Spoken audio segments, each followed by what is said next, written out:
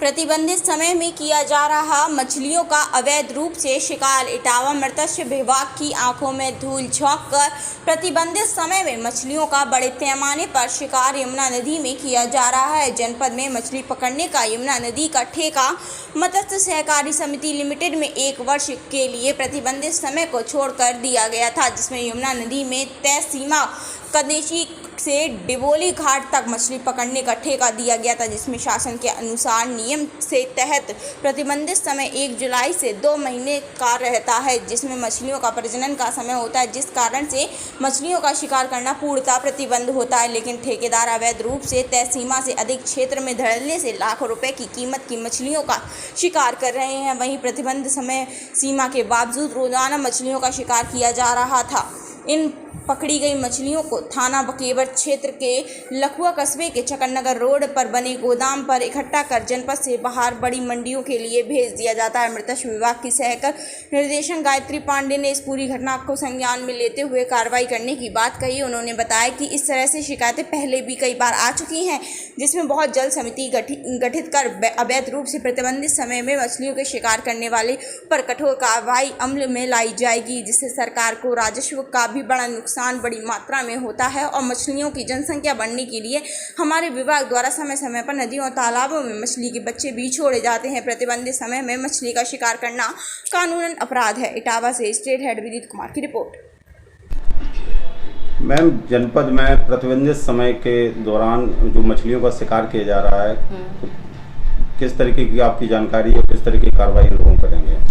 कार्रवाई के लिए तो हमें तो पता चला है कि शिकार हो रहा है प्रोहिबिटेड पीरियड पे। ये इसको हम कहते हैं बैन पीरियड होता है। इस टाइम पे हम मछली का शिकार नहीं करते हैं, क्योंकि इस समय जो हमारी मछली तो ब्रूडर्स होती हैं। ब्रूडर्स को अगर हम कैच कर लेंगे तो हमारा सीड जो बनेगा वो अवेलेबल नहीं होगा, तो ये भी एक प्रॉब्लम आती। तो उसके लिए हमारी गवर्नमेंट वर्क कर रही है। हम रिवर रेंचिंग करते हैं, टाइम टू टाइम करते हैं, और इसी चीज़ को हम अगर प्रिवेंट करना चाहें कि ओवर रिवर रेंचिंग से बचने के लिए, क्योंकि उससे भी सरकारी का पैसा लग रहा है, तो उसको अगर हम बचाना चाहें तो हमको ये जो ब्रूडर्स का हमारा कैच होता है, ये बैन पीरियड, इसको हमें प्रिवेंट करना है। और जो ये आप बता रहे हैं कि शिकार हो रहा है, तो इस पे इसके बारे में हमको इंफॉर्मेशन मिली है और हम विद इन शॉर्ट टाइम हम इस पर कार्रवाई करेंगे। तो ये किस समिति द्वारा ये ठेका दिया गया है? ये एक समिति है मत्स्य सहकारी समिति लिमिटेड गढ़कास्ता इटावा की। इसके अंदर में 2, 3, 4, 5 नंबर आते हैं।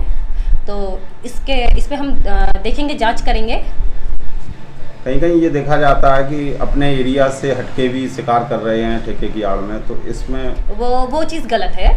जितना हमको मीन्स आप लोगों को जितना गवर्नमेंट अलॉट कर रही है, उतने ही सीमित एरिया पे आप लोगों को शिकार करना चाहिए। अगर आप उससे आगे बढ़ के अपनी उस जोन से आगे जाते हैं तो वो मीन्स गवर्नमेंट रूल्स के अगेंस्ट है, तो आपके अगेंस्ट कार्रवाई करी जा सकती है। ऐसे लोगों पर किस तरह की कार्रवाई आपके विभाग द्वारा होती है?